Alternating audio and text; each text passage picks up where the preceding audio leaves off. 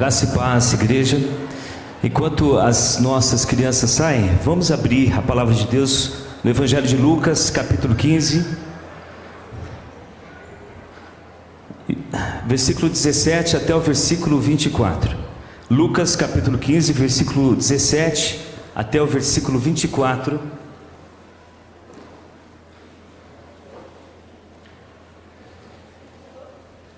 O tema da nossa breve meditação, temos 15 minutos, porque temos batismo, a profissão de fé, tem muita coisa ainda pela frente. Será convite para um banquete celestial. Convite para um banquete celestial. O Senhor Jesus conta a partir, incluso com essa parábola, mais duas parábolas.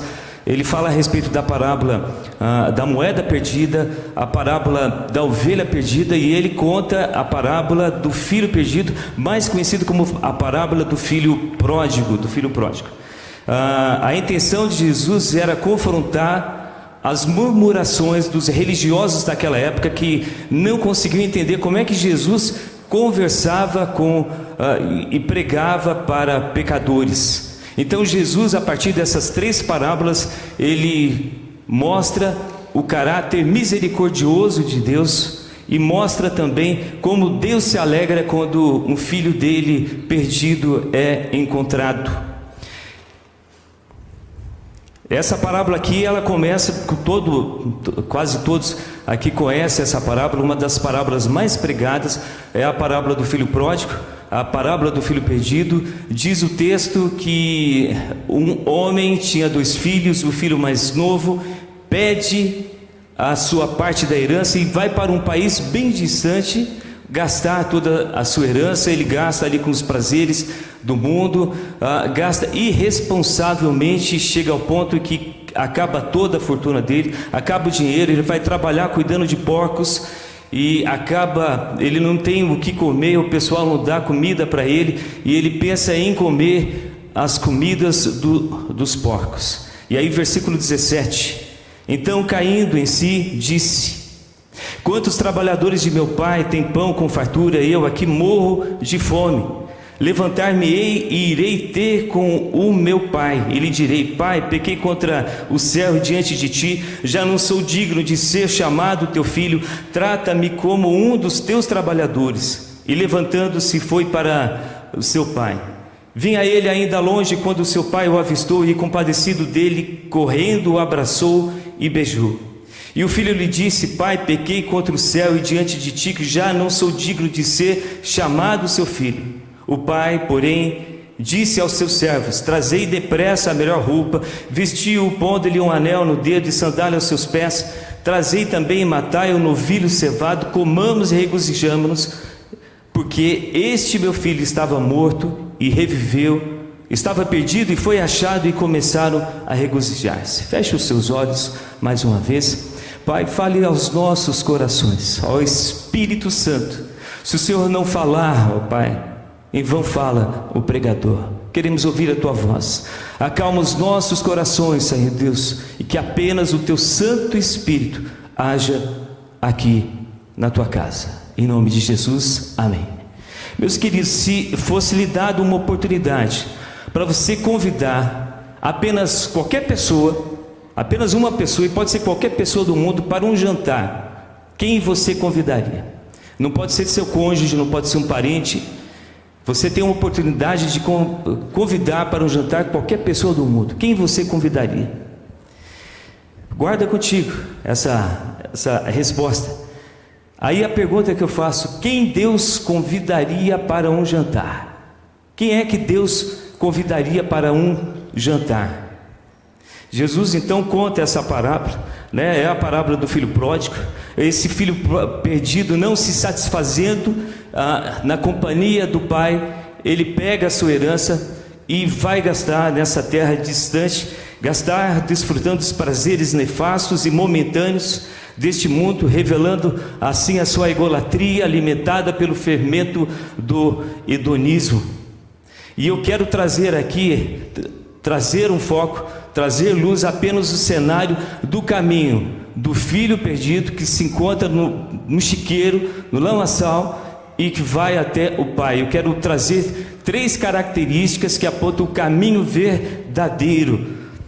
E eu quero também trazer aqui um contraste. Geralmente utilizamos e pregamos essa palavra, interpretamos como se o filho que estava no lar, o filho mais velho que estava no lar, como se fôssemos nós. Eu quero trazer aqui uma perspectiva diferente, de que muitos de nós corremos risco de estarmos afetados por essa síndrome do filho perdido ou do filho pródigo, porque muitas vezes, mesmo nós na casa do Pai, estamos constantemente tentando buscar caminhos diferentes, tentando buscar prazeres nas coisas do mundo, mesmo que seja por momentos passageiros.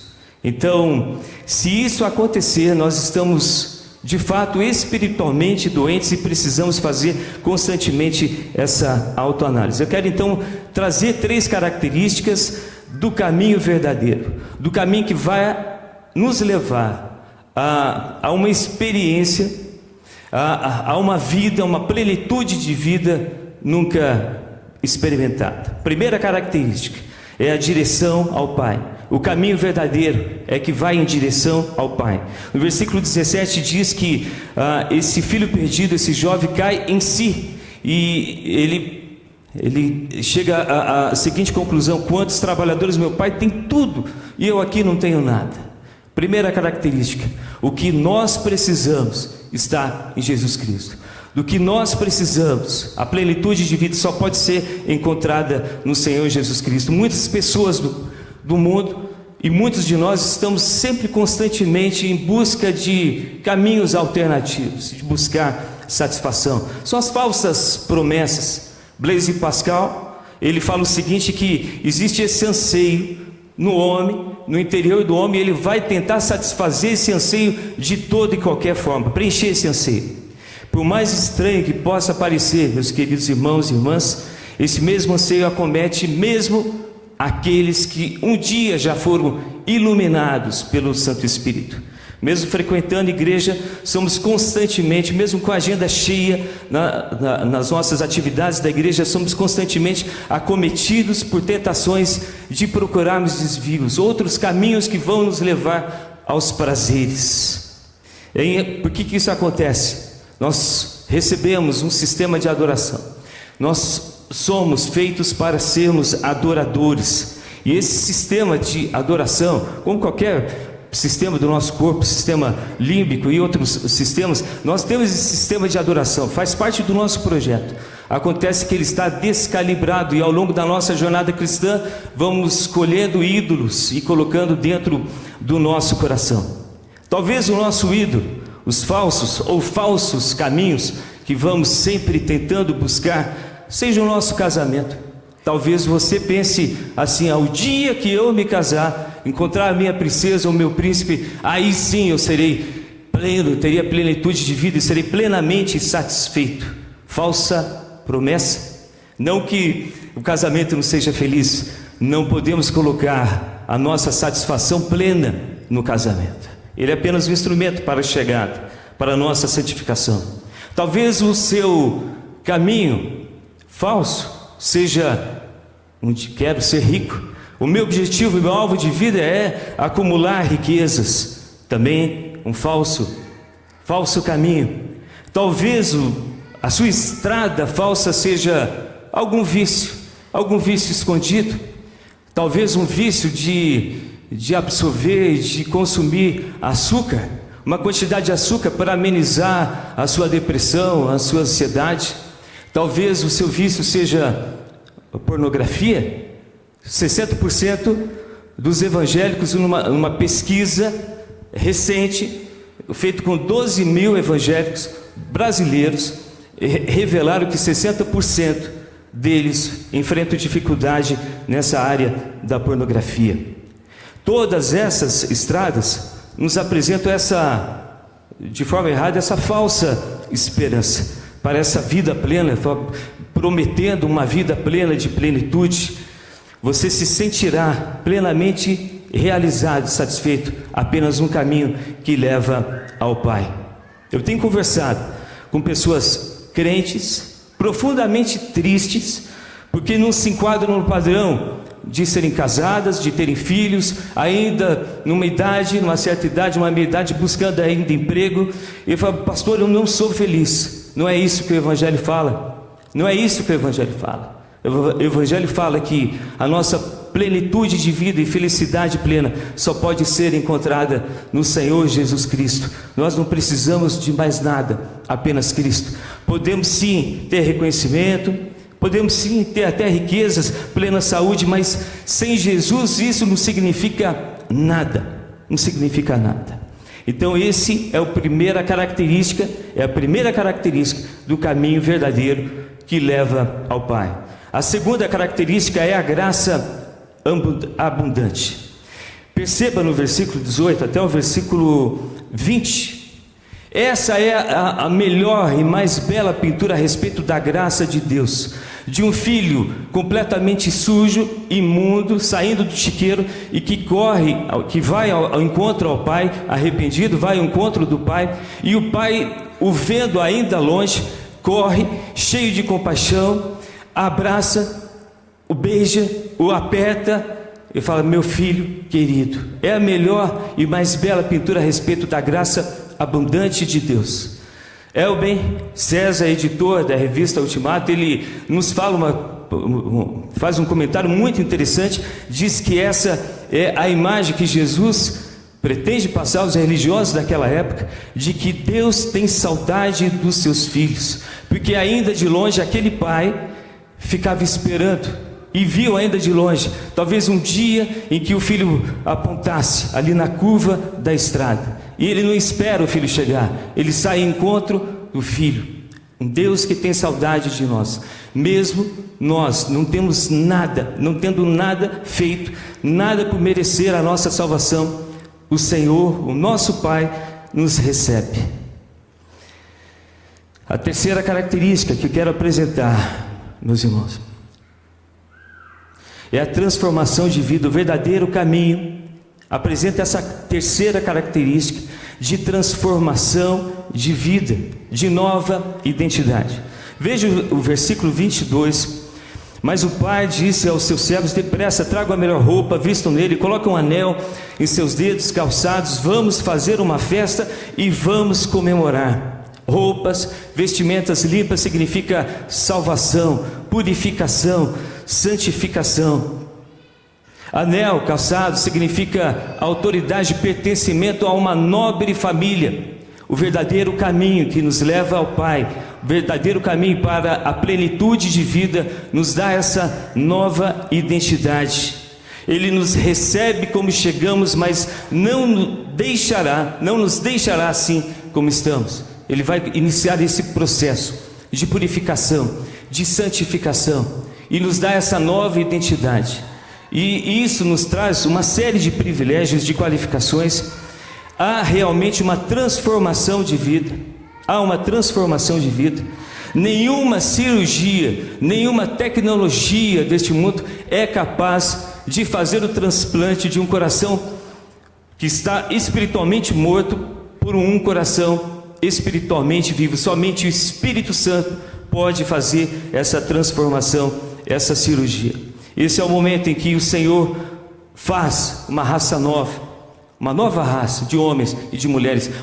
Martin Lloyd Jones diz o seguinte, que existem dois tipos de raça humana no planeta: os espiritualmente vivos e os espiritualmente mortos. Nós recebemos então essa nova identidade, e essa nova identidade nos traz na sua esteira algumas qualificações, e eu quero apenas falar de uma qualificação. Essa qualificação que nos faz ter uma perspectiva de vida completamente nova. Quando nós somos salvos e somos recebidos e perdoados pelo nosso Pai, havendo esse coração arrependido desse filho perdido, que a partir da sua autoanálise, ele vê que ele estava em caminho errado e se arrepende e confessa ao Pai o seu caminho errado, ele recebe essa identidade de Deus. Essa identidade, assim como nós podemos receber, assim como nós recebemos essa identidade. Isso significa essa nova perspectiva de vida significa que nós não somos mais identificados pelo nosso passado. Nós não somos mais conhecidos pelo nosso passado. Seja o que fizemos no nosso passado, isso não nos identifica mais.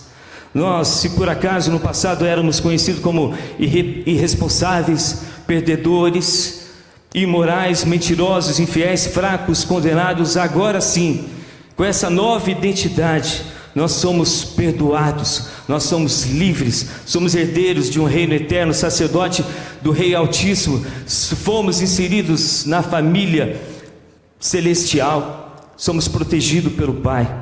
O nosso passado não mais nos define, apenas essa nossa identidade entregue pelo Senhor Deus.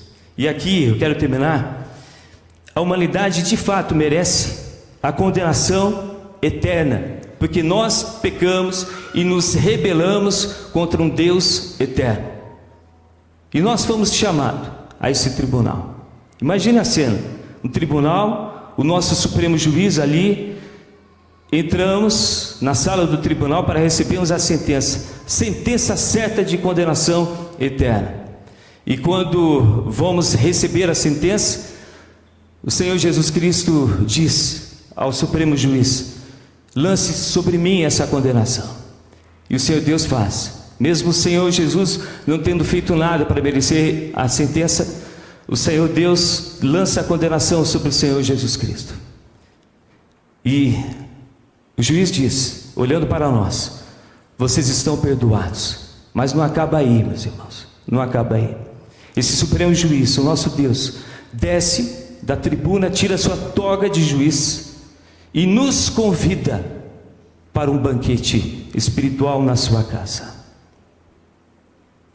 Quem Deus convidaria para um jantar, convidaria você. Ele te convida hoje, Ele convida a mim. Não há tempo, irmãos. Não podemos de forma alguma postergar a nossa decisão de recebermos esse convite, de aceitarmos esse convite. Receba hoje. Venha ao Senhor Jesus Cristo assim, da forma como você está. Não deixe para amanhã. Talvez essa mão já esteja sendo retraída, e nos encontraremos com o Senhor como Supremo Juiz, não mais como o nosso Pai entregando o convite. Aceite o convite do Senhor Jesus Cristo ainda hoje. Que Deus nos abençoe, que Deus nos guarde e que o Espírito Santo aplique a sua palavra em nosso coração.